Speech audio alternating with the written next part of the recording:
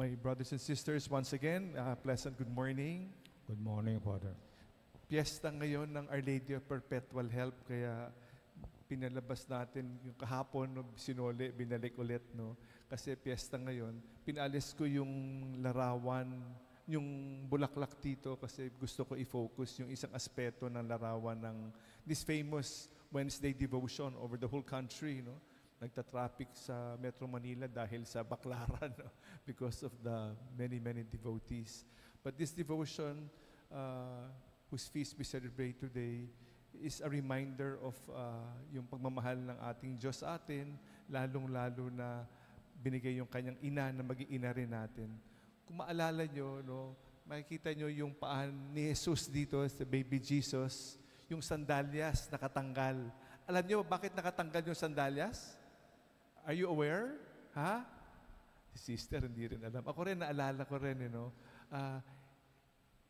Si Jesus, baby Jesus, may panaginip or had the vision of horrible things of what will happen to him, no?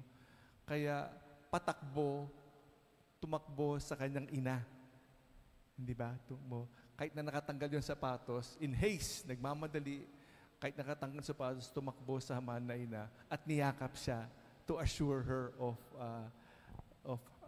the presence of her mother, no? Of somebody here to always protect her. So this beautiful image reminds us of that, no? Our mother is always here to take care of us, to protect us, no?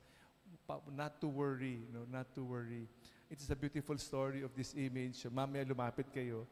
Nandiyan kanina may halaman Pinalis ko yung halaman sa paahan para you focus on the picture. If you go all over the world, if you go to see the image of Our Lady Perpetual Help, you see that beautiful particular image of the foot of the baby Jesus, hugged by the Blessed Mother. The same invitation given to us. Today, the Gospel speaks to us about mga pundasyon natin, gaano kahalaga ang pundasyon. Imagine, alam nyo ba yung unang skyscraper, no? The Empire State Building in New York, no? It was built, imagine, 1931, 103 floors. No?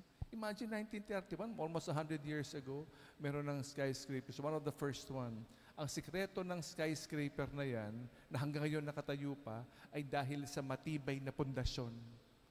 Dahil sa matibay na pundasyon. The foundation is the secret. The same foundation in our lives. Ano ba yung pundasyon? Ang pinakamatibay na pundasyon sa ating buhay, ugnayan natin sa Diyos. Kaya hindi sinabi sa Ebanghelyo, hindi porket sinasabi natin, Lord, Lord, no? No, it is really not just words, but concrete action, no? Concrete doing the will of the Father. Matibay na ugnayan sa Diyos. Pag matibay ugnayan natin sa Diyos, then we have good foundations. But like all foundations, kailangan diligan, laging diligan, no? Yung pundasyon na ito para mas lalong tumibay. Kasi maraming bagay-bagay nagpaparupok, inaanay yung pundasyon.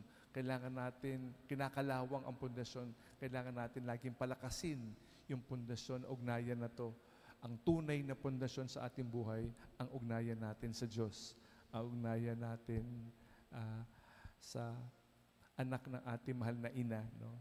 We thank God for this devotion to Our Lady of Perpetual Help. We turn to her, we run to her every time we are in need.